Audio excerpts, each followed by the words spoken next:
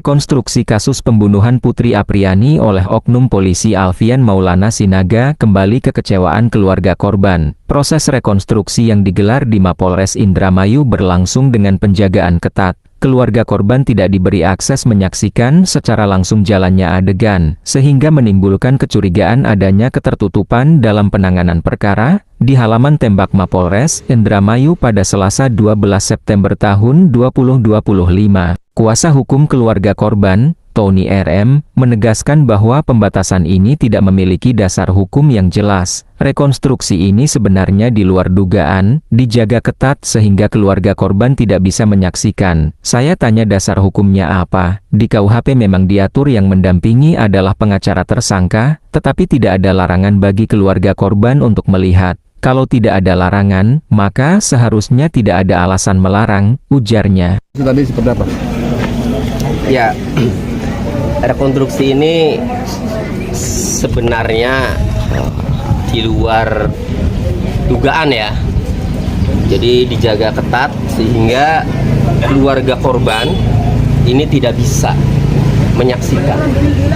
Padahal andai saja keluarga korban itu diberikan akses, ini kebaikannya untuk polisi juga, supaya keluarga korban tidak mencurigai adanya perlakuan khusus yang tadi disampaikan. Sayangnya keluarga korban tidak diperbolehkan masuk.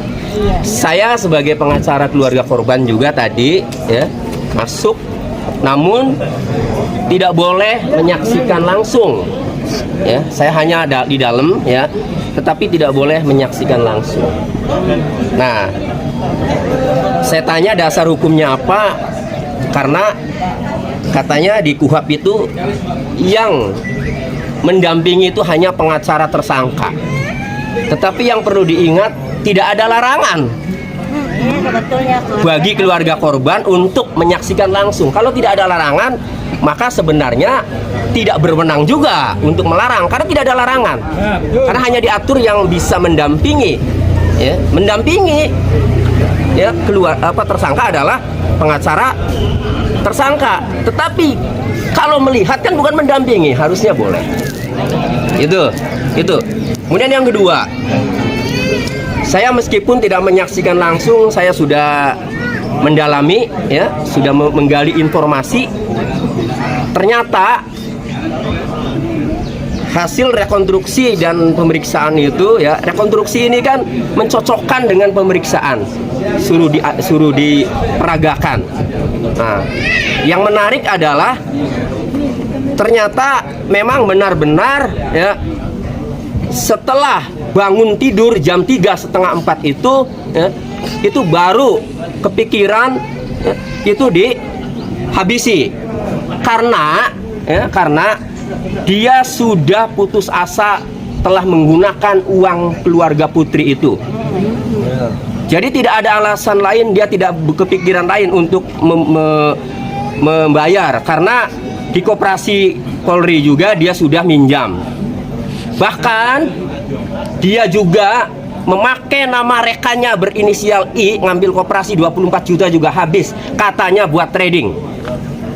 Ya saya nggak tahu apakah trading apa judol, kan itu.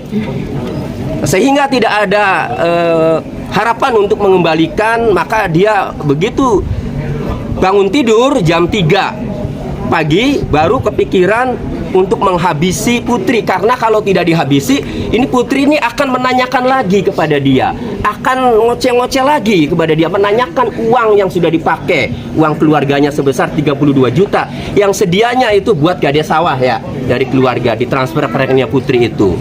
Nah, dibekaplah pakai bantal. Jadi pertama dibekap dulu tuh pakai bantal. Jam 3:30 itu dibekap pakai bantal. Kemudian habis dibekap, lemes, belum meninggal, masih gerak. Setelah itu baru dicekik sampai meninggal. Jam 5:04 terpantau keluar, ternyata masuk ke ruangan Polres Indramayu. Masuk ke ruangan Polres Indramayu di unit tipikor karena dia bekerja di Polres Indramayu, Satuan Polres Indramayu di unit tindak pidana korupsi.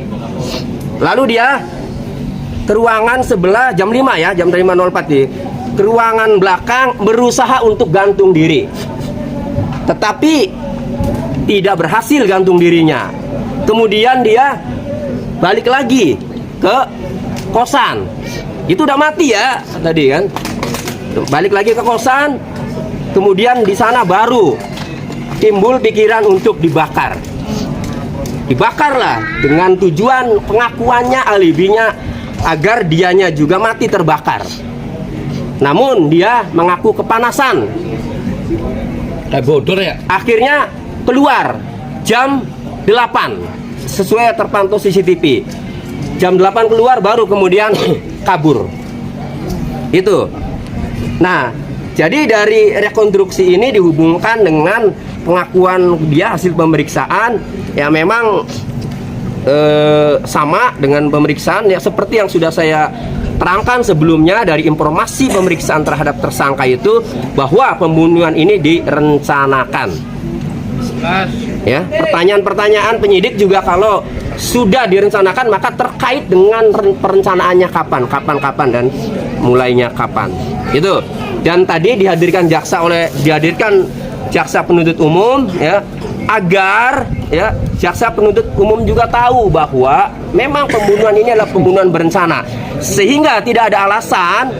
Saya minta kepada Kapolres Indramayu agar segera menerapkan pasal 340 tentang pembunuhan berencana. Bang, berani nggak bang?